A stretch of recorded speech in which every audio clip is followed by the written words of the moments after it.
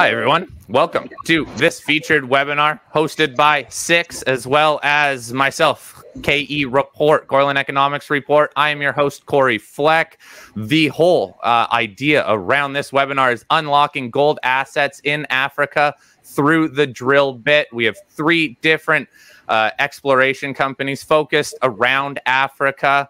You are able to ask questions throughout this webinar. I highly recommend sending in any questions that you have, and I will do my best to work those questions in throughout this webinar. If any questions come to mind after watching the webinar, even after watching the recording, you can always email me directly, fleck@kereport.com. I am going to introduce all the companies here, starting off with Newcore Gold. We are joined by Luke Alexander, President and CEO. Newcore is traded on the TSX Venture Exchange under the symbol NCAU. We also have Oriole Resources, traded on the London Exchange under the symbol ORR. We are joined by the CEO, Tim Livesey. And then we also have Osino Resources, traded on the TSX Venture Exchange under the symbol OSI. We are joined by the president, CEO, and founder, Haya Dawn.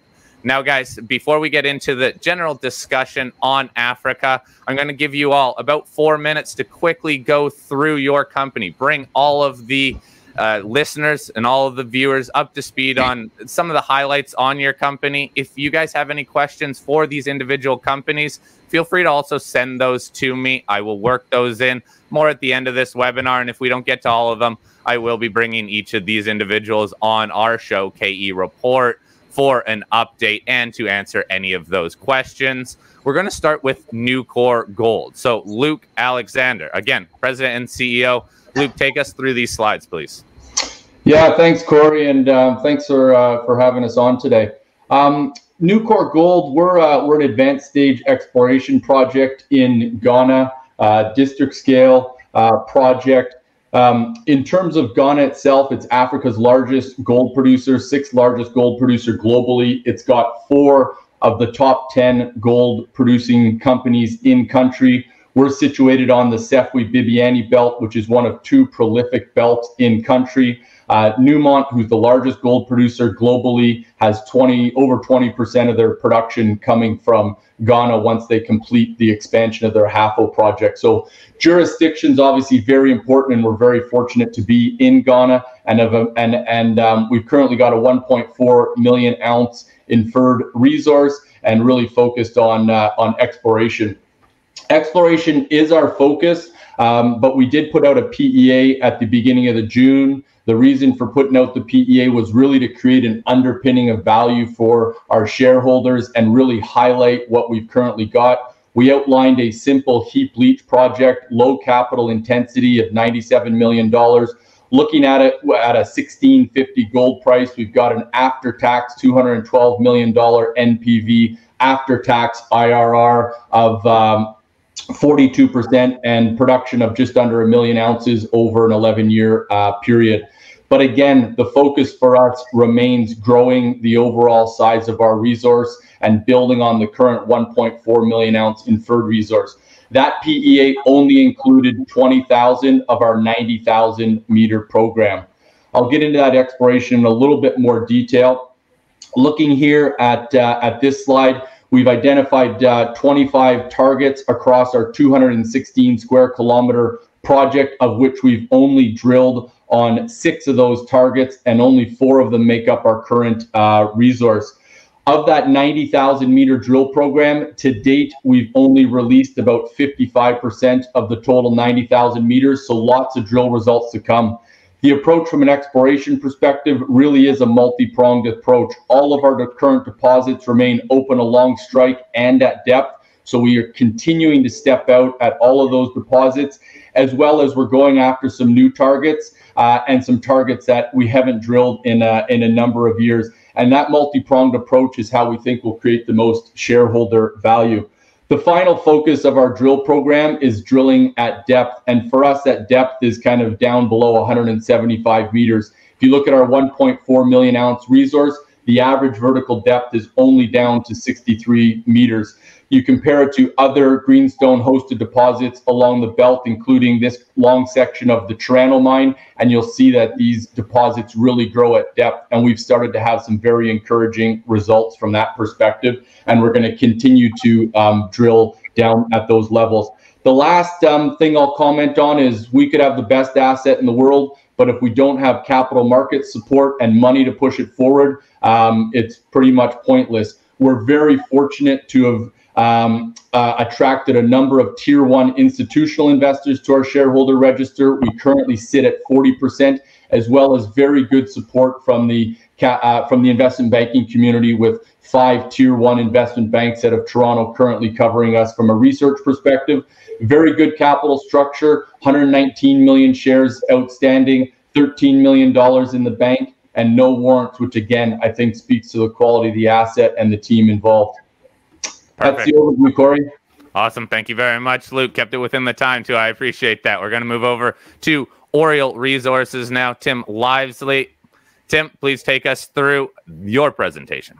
Thanks very much. Oriole's an AIM-listed junior explorer. We're active currently in Senegal and Cameroon. In Senegal, we have a joint venture. We have IAMGOLD earning in on our license, the Sonala license.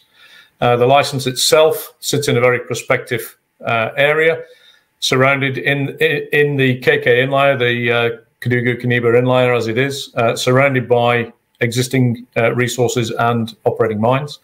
IAMGOLD itself have the Boto Mine Development Project just off to the east of the bottom end of the license. We've got 5 prospects, 5 targets within the license, 5 prospects within the license. And currently, IAMGOLD have been drilling 2 of them, Fare in the north and Medina Bafe in the south, the southernmost one being closest to Boto. That earning is an $8 million earning over 6 years to reach a maximum 70%. In Cameroon, we're operating right at the front end of the exploration world. We're grassroots explorers in a new frontier. Cameroon has recently opened up following a lot of investment from the World Bank and a push by the government to open up the exploration and mining sector. And we've been in there for 3 years now. We've got a couple of licenses in the north, Bibemi and Wapuzi, where we've been advancing some trenching last year and then up into a maiden drill program at Bibemi this year. And in the central licenses, we've put an application in, which was granted in February this year for 3,500 square kilometers over 8 licenses. And we've been carrying out some early stream sediment work on that package. Up at Bibemi, we've had this maiden program. We drilled 29 holes, over half of which came back carrying gold, proving up vertical extent to what we'd identified on surface as an 8.5 kilometer or 8.3 kilometer long gold-bearing trend through the Bibemi license. Typical orogenic gold systems, shear-hosted quartz tourmaline veins, on the contrast between the tonalitic rocks and the mafics to the east. So a very typical system. This maiden drill program, as I said, has come back with some interesting results. We've had higher grades from rock chips, but obviously the drill bit is the test for any project like this. We have in the central licenses, we've been carrying out stream sediment sampling since these licenses were granted. Cameroon is caught between the Congo Craton and the West African Craton, and this mobile belt is a really dynamic, geologically dynamic area which has seen multiple phases of compression and relaxation over the years, and it's a real dynamic hub for mineral deposition.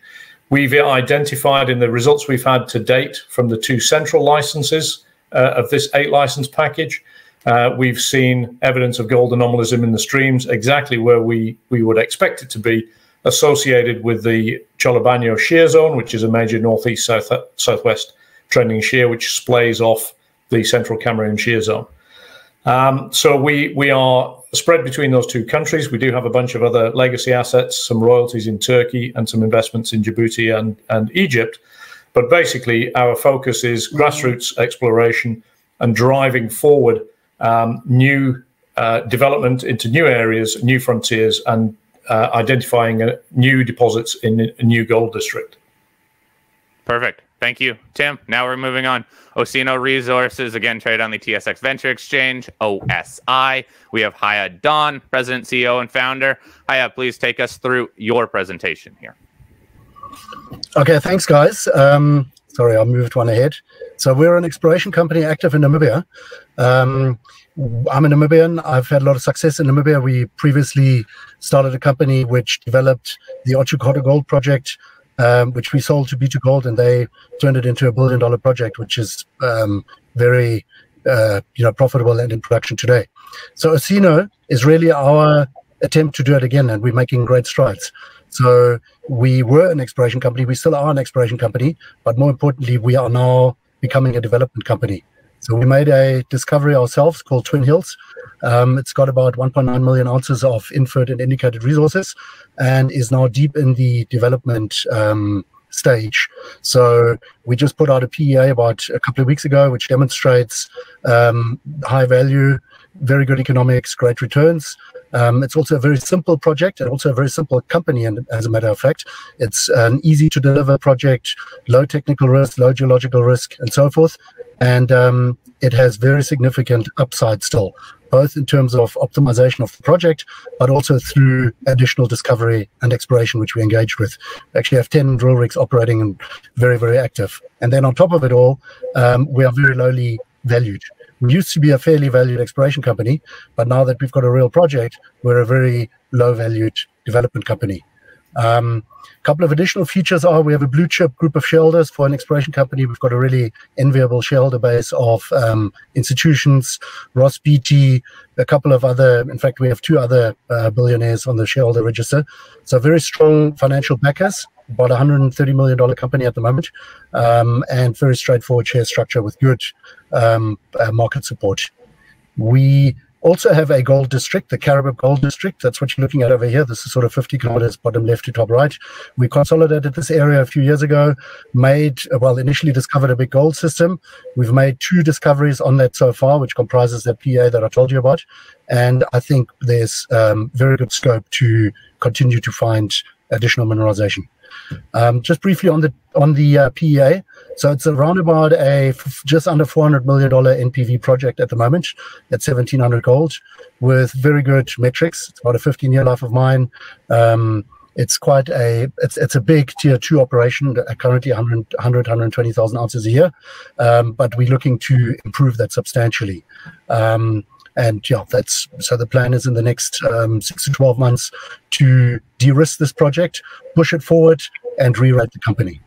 So therefore, in summary, we're a proven team. We've done this before. We've got a track record of actually delivering and creating value.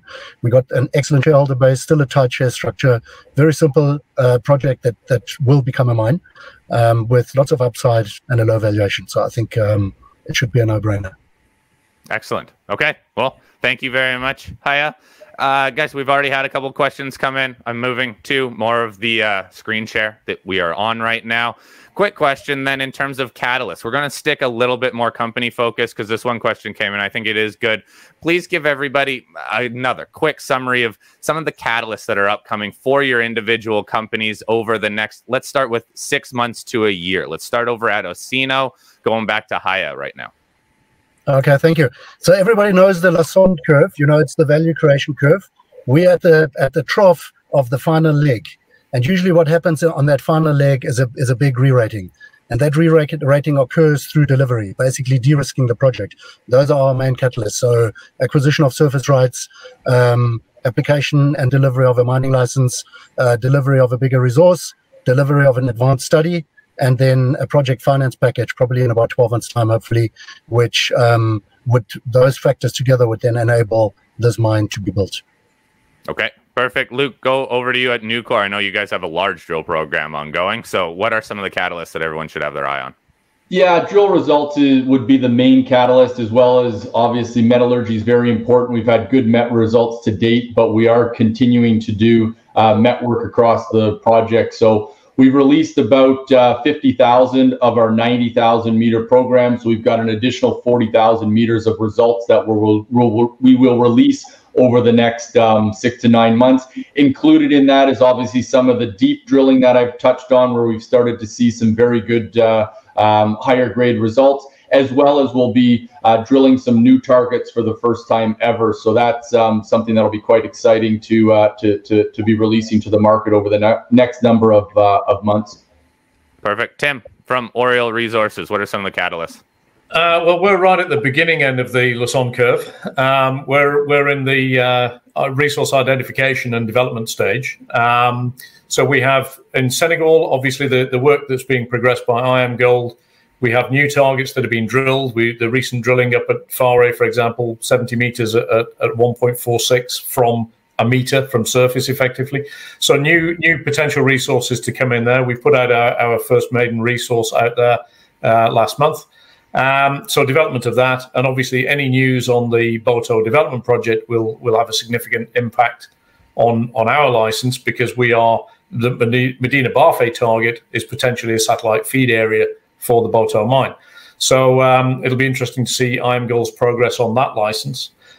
In Cameroon, we're at 2 stages. We've got this central license package, really expansive package, and we've been doing stream seds. We've covered 5 of the 8 licenses so far. We've got results back just for 2 of them. So continued results from those to identify drainage basins with gold anomalism. It's a massively prospective area. And to put it into context, 3,500 square Ks, it's about 2/3 of the size of the KK Inlier in Senegal. So potential for multiple targets to be developed there. Up at Bibemi, we had our first phase of drilling earlier this year. We're just kicking off in a couple of weeks' time the next stage of drilling at Bibemi. So we'll be getting results out of there in short order before the end of the year. And Bibemi has really been proving up the concept of orogenic systems in Cameroon. It's an underexplored country. Most of the gold that comes out of Cameroon at the moment is coming from alluvial dredging in the rivers to the east. We're looking to the headwaters for those sources. So new frontier, new district. So anything we get really moves us along that first inflection of the Lassonde curve that Haya referred to. And obviously, aside from that, we've got a bunch of legacy stuff that we look to realize value from. Okay, perfect. Guys, let's talk a bit more jurisdiction here. Africa, broad topic, really. And you guys are all actually in different jurisdictions, I guess we can call it, within Africa. Luke, let's start with you in Ghana. What people want to know is, who are some of the majors or well-known companies that are in and around, let's say, your project or Ghana broadly? Yeah, so Ghana is the now 6th largest gold producer globally. They just moved up from number 7 in 2020, and they're Africa's largest gold producer.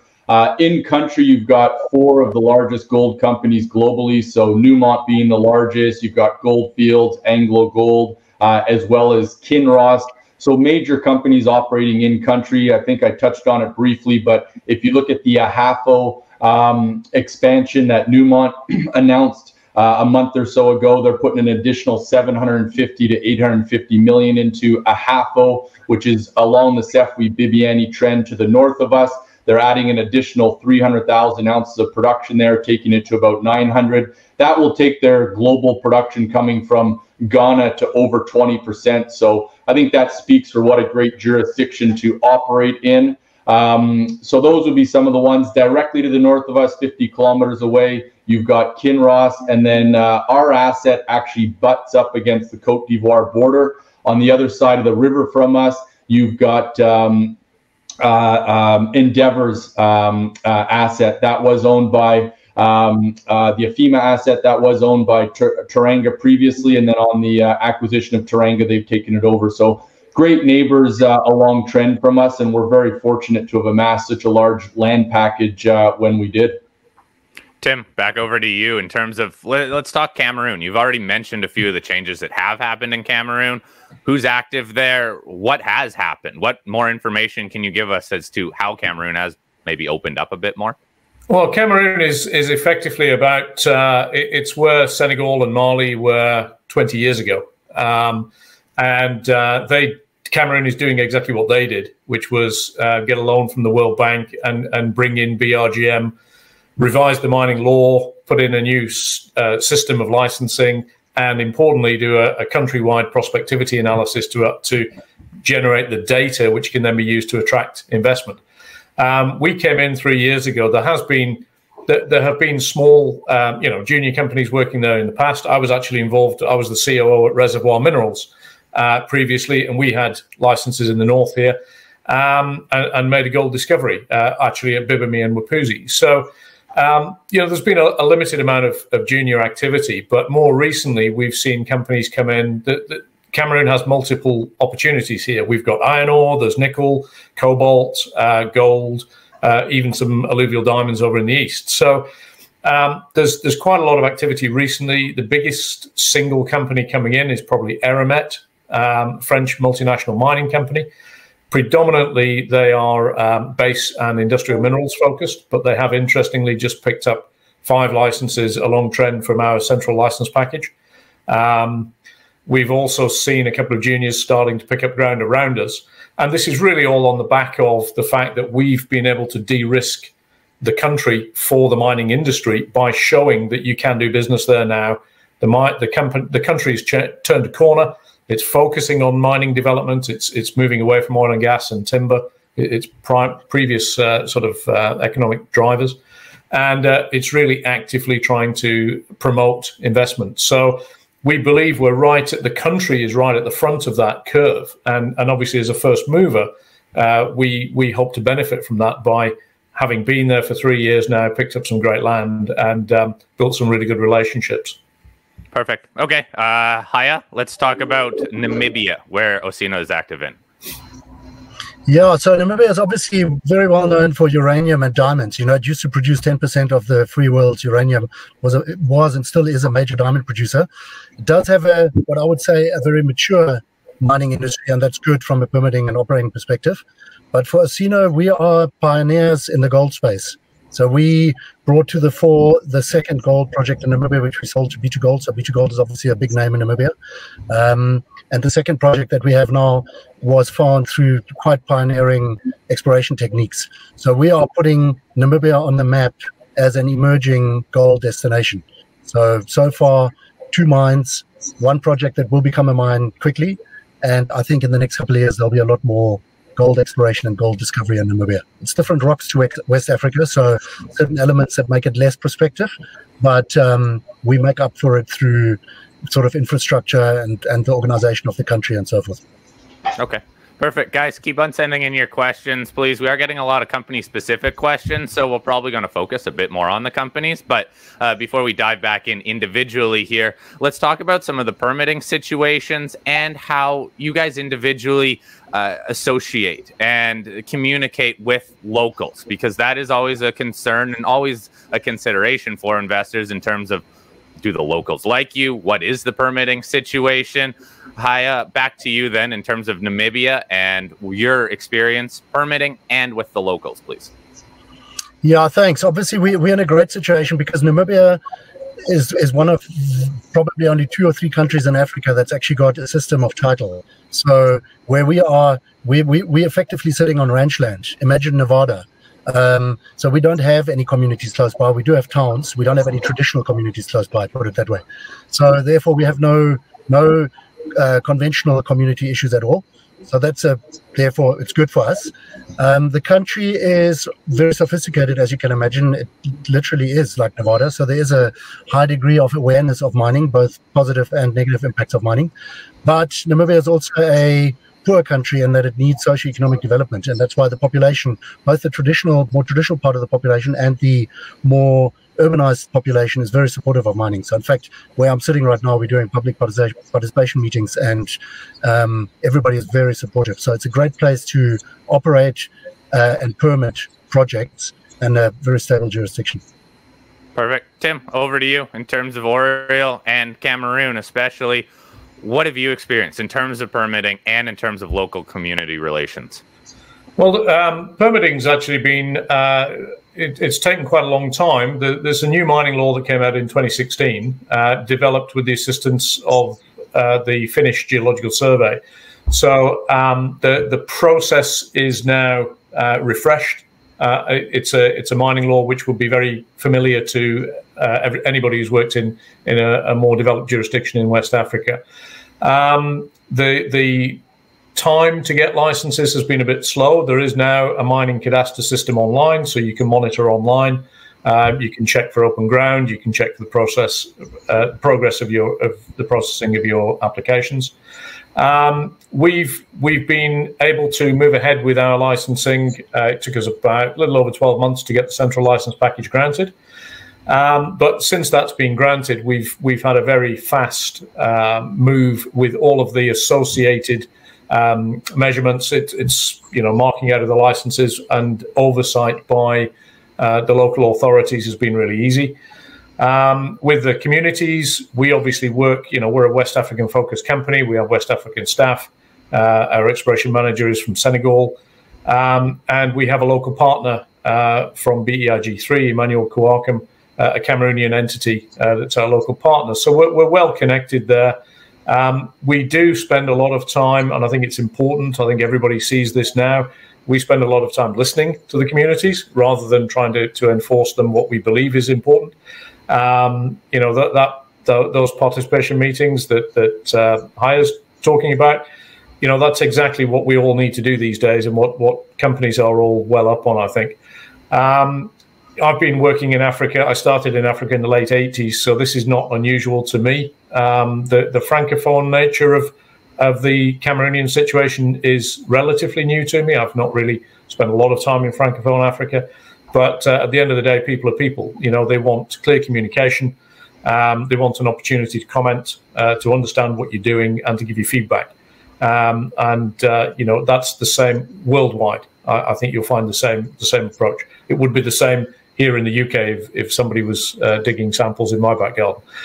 So I think it's just common sense is a lot of it. It's dressed up in ESG and a lot of more formal terminology, but at the end of the day, it's about treating people like human beings and just common sense approach to communication. Yeah, absolutely. But it's always a consideration for investors. Now, Luke, what about Newcore and what's been going on in Ghana? I know you guys, again, have upped your drill program a number of times. So working through the permitting process, working with the locals, what have you experienced? Yeah, so again, Ghana, is Africa's largest gold producer. There's a huge amount of talent in country, and ultimately Ghana would be an exporter of talent across Africa and across the world. So that's a real advantage for us. I mean, we've got no expats in country, and ultimately we've been able to attract people to our project who had been working in other parts of the world and wanted to be able to drive home on the weekend to see their families. So there's small things like that are a huge benefit, as well as the mining services in country. I mean, there's multiple drill companies operating there that are headquartered there. Our assays, for example, I mean, around the world, we're hearing about 9, 10, 12-week delays for assays. We've got multiple assay labs in country that we can use and get them turned around in a 3 to 5 week period. So lots of real benefit of operating in Ghana. From a project perspective, we've obviously been on the ground there for about 10 years and have very good relationships with all of the key stakeholders. And fundamentally, our view is that all stakeholders need to benefit to push these projects forward. And by approaching it with that approach, ultimately, we haven't had any major issues on site. Small things like making sure that for jobs, we offer all of the locals jobs first, and then start going outside the local communities to Ghana as a whole. So all of those things have been the way we ultimately approach it. Perfect. Thanks. Haya, I'm going to throw it back over to you quickly because there was a question that came in asking about the Namibian government and what they did to Deep South. Can you give us a bit of background in terms of what Namibia did to Deep South and why certain investors might be concerned? Yeah, it's a very unfortunate situation, and there's some blame that could be passed all around. Of course, I cannot comment on behalf of Deep South because, I mean, they're in litigation against the government at the moment, etc. In fact, there's been one of the court orders has gone in their favor recently. But to sum it up in general terms, Namibia's got a very simple system, and it's 3 years, 2 years, 2 years for exploration. Within that time, you have to do enough exploration to then move forward to mining. If you don't, you have to apply for an extension to your licenses, which is subject to ministerial discretion. So in the case of Deep South, the Minister of Mines used his discretion and took that license away. I mean, they have had that license for 17 years. So, of course, they have to sort of respond themselves where they stood with regard to their work programs and so forth. But the contentious issue always is, are companies fulfilling their work programs? So if you fulfill your work programs, like we are, I mean, we're spending multiples of our official work programs, then you don't have a problem. But Deep South obviously had some unique situation over there, and I can't comment on that. But for us, we've got a very constructive relationship with the government. We've been able to extend our licenses without a problem. We will very shortly apply for a mining license, and we expect no issues to get that moving through the system. So I think it's still a very stable system. But of course, Namibia, like many other countries, I guess even like Canada or the US, we also have resource nationalism. We also have politicians saying the wrong things at times.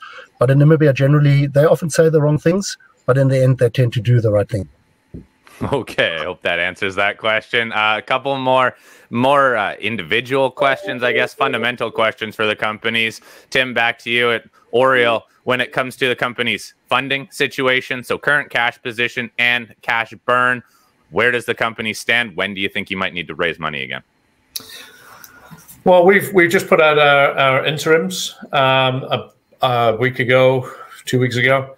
So that has a cash position up to the end of June.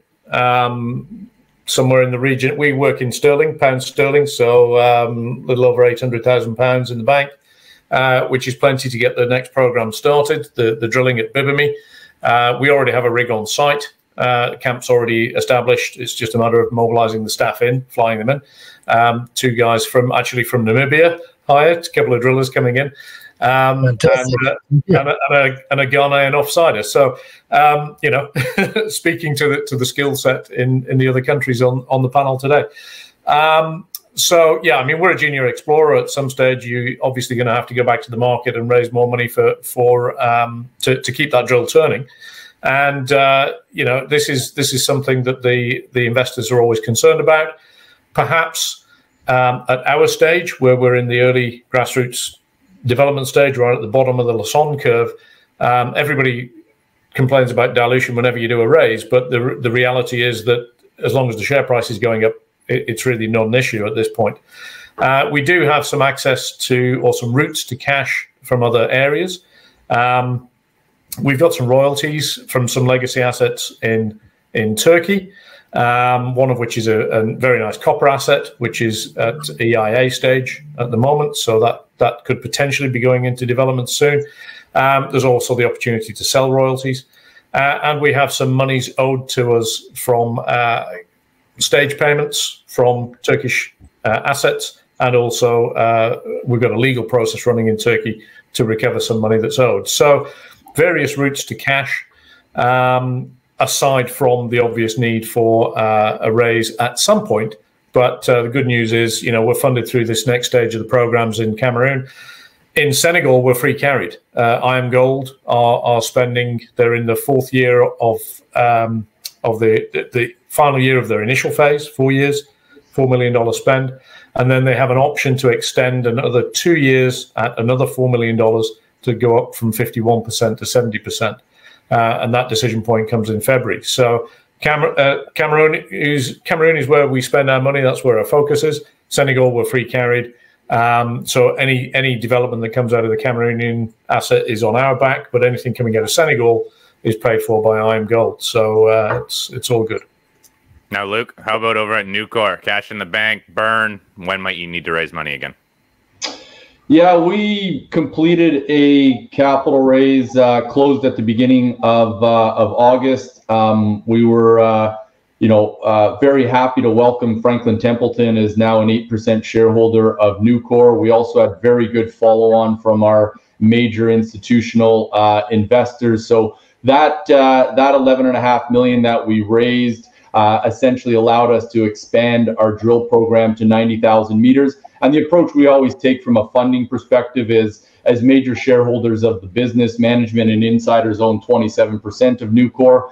Where we think we'll create the most value is ultimately by getting meters into the ground. So we've laid out a program that will take us well into 2022, but then we also want to make sure we've still got enough cash on the balance sheet to be able to run the business for a number of months after that. So long-winded answer, we're very well funded into the end of 2022. Perfect. Now, Haya, let's talk about where the company stands. Osino Resources, in terms of cash in the bank, considering you guys do, I believe you said, have 10 rigs turning. Yeah, in fact, it's 8. You know, sometimes stop-start. At the moment, it's 8. We had 10. But cash-wise, the last official number was $11.5 million. And we probably will spend 9 or so, 8, 9, until the end of the year. We do have in-the-money warrants, about $8.5 million worth. And at some stage, we'll finance, not anytime soon, but we'll do it at the right time. Okay. Now, guys, I'm sure we're all tired of talking about COVID, but there are always questions. What do you guys have to do on site? What are some of the COVID policies that you have to go through? I know that they're changing all the time, but what are some of the things that your company has done in particular to continue to work during this kind of confusing time? Luke, let's go back over to you for Newcore in Ghana. Yeah, I think Ghana as a country did a great job from a COVID perspective. I mean, as soon as the pandemic started to kick off, Ghana shut all of their international borders as well as their regional borders. When they did reopen in August to international travel, you had to have a COVID test 72 hours before arriving, as well as at the Accra airport, they had a rapid test. So you had to have those 2 tests before you could get into the country.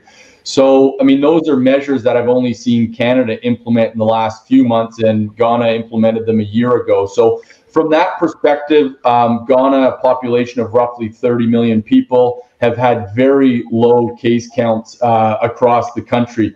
That being said, we're obviously very vigilant on site. We've got daily temperature checks, hand washing stations, PPE for all of our employees, as well as we obviously restrict the number of non-essential contractors and others coming to site. So we've got lots of measures in place, but I got to commend Ghana on what a great job they've done thus far of managing COVID across the country.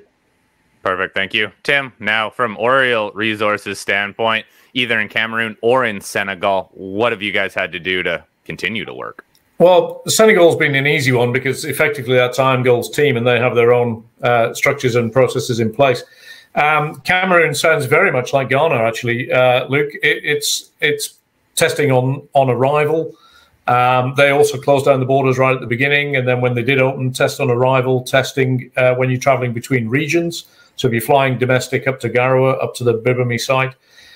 We've introduced also testing on our sites. We've got test kits available on site. You know, we're primarily doing grassroots exploration with a single drill rig on the side. So most of our team are working outdoors anyway, which is the ideal situation. But the usual thing, mask wearing in the office, hand sanitation, and regular testing in the camp itself. And then the government itself, the country itself, has obviously put in place some good systems. Certainly, testing on arrival at the airport, as Luke's indicated, happens in Ghana as well. Same thing in Cameroon. And I was also quite surprised to see that Africa was leading the charge in that. It's really pleasant to see them being way ahead of us in the West on some of these things. Haya, how about you? Anything to add in terms of Namibia and what you guys are doing on site? Yeah, look, I mean, Namibia is one of the least populated countries in the world, so it's sort of social distancing by definition. But it led to Namibia, to be honest, being somewhat complacent, I say, the population last year, because in the first wave, we had hardly any COVID. But then I'm sure some of you would have read in the Delta wave, which happened sort of April, May this year, Namibia got hit hugely. So it did affect us. We shut down our exploration for about 2 to 3 weeks in June, July. The Delta wave has sailed, so infections and everything are coming down substantially. We're obviously doing all the usual safeguards that Tim and Luke mentioned there. I would say so therefore operationally no real impact. The biggest impact has been that we just been able to get analysts and observers to site. We've got such a beautiful site, such a smooth, it's a very, very convincing site visit, and we just haven't been able to do site visits like everybody else. But for us at the moment, it's business as usual, and we're taking the normal precautions and we're operating as normal. Okay, to Haya's point here in terms of site visits and the lack of, I guess, mobility for individuals, but also for major companies. Look, you guys are exploration companies. So as you progress through de-risking the project and potentially into construction, what are individually for your guys' companies the overall goals? Is it a buyout? Is it actually moving into production? Or is it simply bringing in a partner in country? Luke, let's start with you at Newcore. I think one of the things we've always talked about is how where we think will create the most value for shareholders is by building our resource to a 3, 4, 5 million ounce size. The reason I always talk about that number is, I mean, at 3 to 5 million ounces, you're looking at 200,000 ounces of production over a 15 to 25 year mine life. At that stage, you've become a size that ultimately is attractive to pretty much any company on the planet. So that's why we talk about that as a goal. And if you look at the district scale exploration opportunity that we've got at Enchi, we think that's a very achievable goal. We did put out an economic study at the beginning of June, and really the motivation for that was an underpinning value for our shareholders. But the reality is, if you look at the economics of that project and the fact that it's a very simple, low capex heap leach project, that's the type of project that could also be attractive to a smaller producer or mid-cap producer. Our focus isn't on pushing that forward. We still think we'll create more value through the drill bit.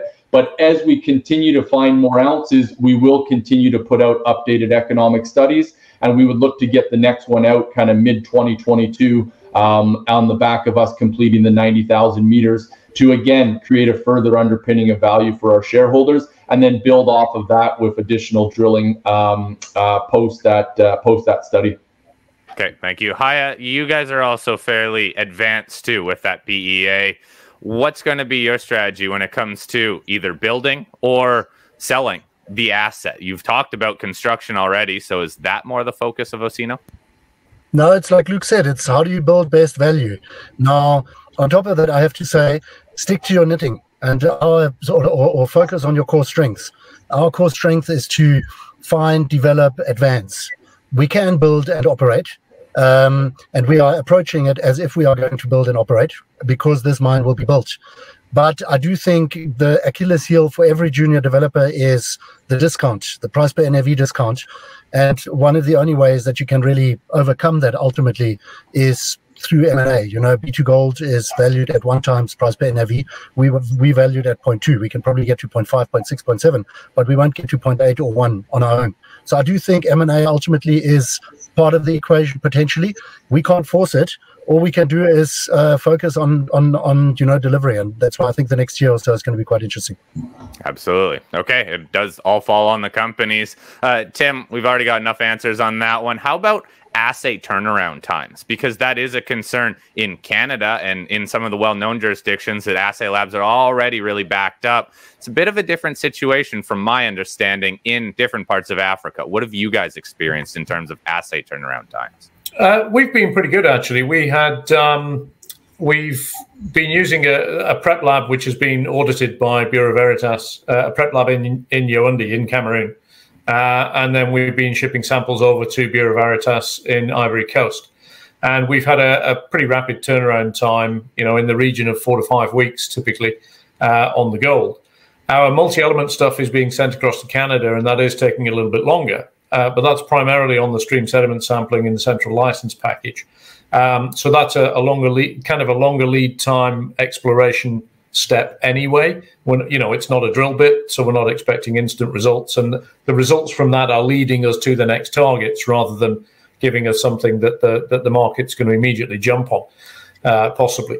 So we haven't really been massively affected by turnaround times, but we have seen the delays, particularly on anything that needs to go out of West Africa for further work, round robin sampling, verification sampling, that sort of thing. IAMGOLD have had slight delays as well, but again, they're operating in West Africa, so they're similarly getting 5 to 6 week turnaround on the stuff that's relevant to us on our Sonala license in Senegal. I think it's a very different picture over in the States and the US and Canada. It does seem to be. Now, Luke, Newcore has been coming out with pretty consistent drill updates encompassing a number of drill holes almost every month. What's your guys' turnaround time been like?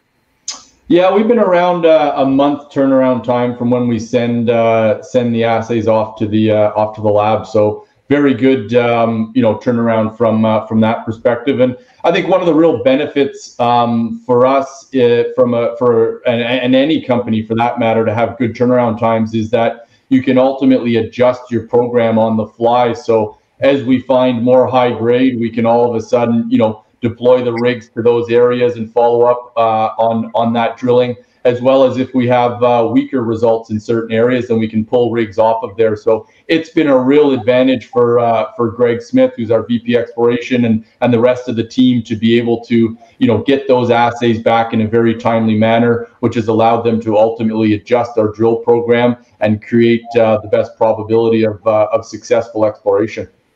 Now, Haya, over to you. It seems like turnaround times are quicker in Africa, but with 8 rigs going, how much are you, almost as Luke was saying there, depending on results to also guide some of the future drilling? Yeah, no, for sure. Turnaround time is always an issue, but for us, it's the same as for the other guys, 45 to 60 days.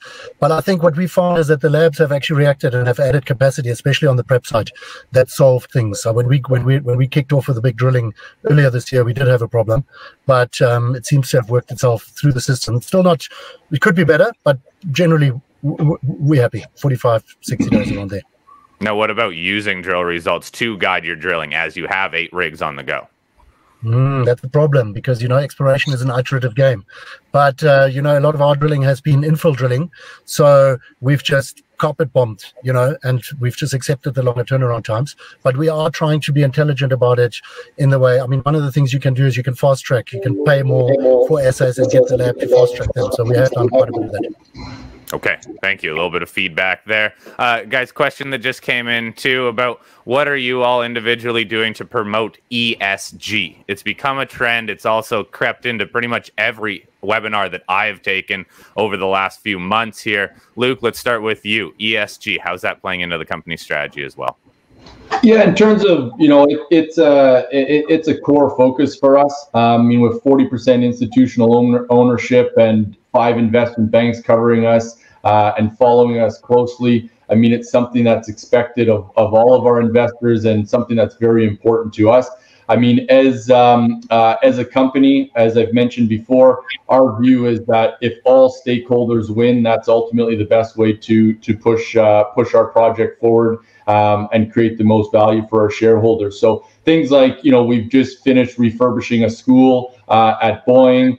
We've worked closely with the local hospital. They needed a number of refrigeration units, upgrading bridges, offering jobs to locals first. All of those things kind of feed into our broader ESG plan, and it's something that we've had very good response from the local community as well as the Ghanaian government as a whole. Perfect. Tim, anything to update there in terms of ESG for Oriole Resources? Governance is a given. It's an obligation, and these days, I think all exploration and mining companies have a real focus on it. And as explorationists, we are all, and I think I can speak for everybody on the call today, we're all at the forefront of interacting with the communities before the big investment comes in. And so, typically, explorationists are pretty good at this. Where things typically fall down is where you get a transition from an exploration project into a construction project into an operation, and making sure you have continuity steps with the community through those transitions, through those changes of teams is really important. Now, that's not directly relevant to what we're doing today in Cameroon. We're not at that stage yet. But, that is something that I know the industry is also focusing on more now, to make sure that there's that smooth transition from stage to stage and team to team as the projects go forward. But yeah, I mean, as explorationists, we live in these communities. We operate side by side with the people. So we have not only an obligation, it's in our own best interest to make sure we've got good relations and we're doing the right thing. And as explorationists, ultimately, whether we decide to build or sell on the asset, that decision is often way in the future. But ultimately, we know that whichever way we go, whether it's a financier doing due diligence on you, or it's a company looking to buy you out, you're going to come under a lot of scrutiny as a junior explorer. And again, I think we all recognise that, and I think that's these days. You've got to go a long way to find a very, very bad company. I think most of us have really picked up our game in the last 15, 20 years. I agree with you, Tim. Unfortunately, there are still a couple companies that everyone needs to be pretty aware of out there, or maybe worried, I guess I could say. All right, guys, we only have 10 minutes left, okay? So there's been a number of questions coming in that have really just noted the general downtrend of the market, of the metals price, especially precious metals, but also base metals have started to pull back now. And there's also been a couple comments coming in saying, well, some of these individual companies are undervalued based on ounces in the ground and how much the market is valuing them. Let's wrap it up, and I'm going to give each of you a chance to discuss this in terms of your thoughts on the market and what the company, in your own eyes, your own company, needs to do to get that revaluation, get a better valuation moving forward. Luke, let's start with you at Newcore, please. Yeah, I think if we look at the market as a whole, I mean, in 2021, it's obviously been a weaker gold market.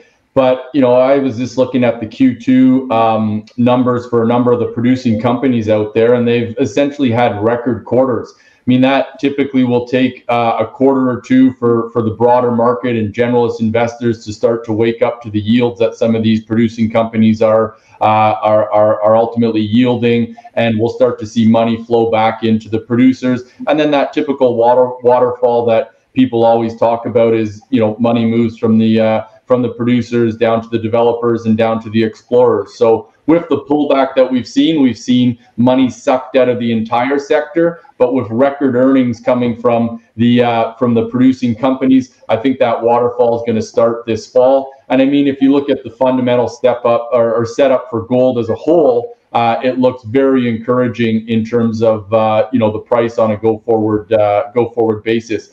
For us at Newcore specifically, we obviously can't control the gold price. What we can control is our operations and how we execute. And over the last year, we've executed on everything we said we would. We've increased the overall size of our drill program. We've put out an economic study, and that's what we'll continue to do. We'll get drill results out every month or so, and ultimately look to create significant shareholder value through the drill bit, as well as we'll get an updated economic study out in 2022. And if we continue to execute and the market recovers, then ultimately our shareholders will significantly benefit from that perspective.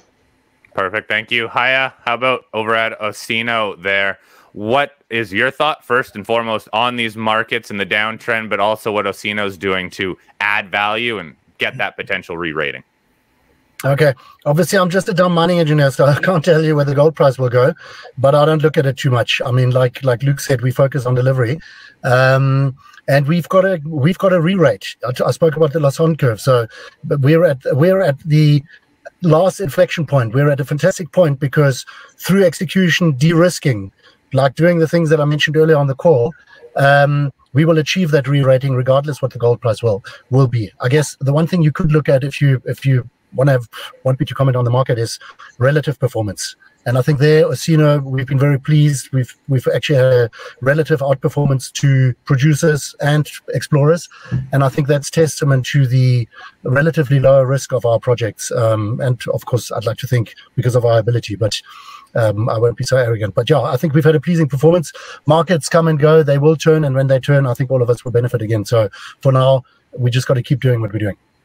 All right, Tim, you guys are a bit more early stage over at Oriole. So in terms of, I guess, key drivers, what's going to drive the stock? Just wrap us up again, telling everybody what to watch out for. Well, I guess the key thing for Oriole is, mining is a finite game. You're constantly eating away at your resources. And all of the companies, particularly the mid-tiers and the majors, are constantly looking for where to go next. Now, you've got two options. You can go to your brownfield sites and continue to develop those and continue to extract value on your doorstep. But that comes, there's an end point to that. You can't do that forever. And ultimately, you're going to have to get into a new frontier. Cameroon is a new frontier. It's a brand new jurisdiction. Nobody's been there, really. We were amazed that when we identified what we ranked as the primary areas in Cameroon for exploration, there were no licenses on them. It was completely open. And I think we'll see as the pre-CASM work, as the Cameroon government's work develops and is made public eventually, and as we continue to de-risk, we're already seeing people coming in around us. They're seeing that we're able to operate easily, safely, with good relationships in Cameroon, and we're seeing people come in on the back of that de-risking. So for us, it's really going to be about continuing to show the market that our drilling at Bibemi and ultimately up at Wapuzi, there are systems that are worth chasing and gaining better understanding of them. But critically, that central license package, there are very, very few juniors at our stage with our market cap, right at the beginning of the Lassonde curve, that have got such a huge footprint in a massively prospective brand new district, brand new frontier. And so for us, even these early results coming out of the stream sediment sampling are really indicative of an opportunity for a massive re-rate on Oriole's share price and market cap, based on the fact that the land is a finite resource, and people need to get into new areas ultimately, and we believe Cameroon is going to be the next big thing for gold. All right, guys, I really appreciate your time. Everybody who tuned in, everyone who asked your questions, thank you again. And if you have any follow-up questions, you can always email me, fleck@kereport.com. I will bring each of these individuals on our show to answer any of those questions.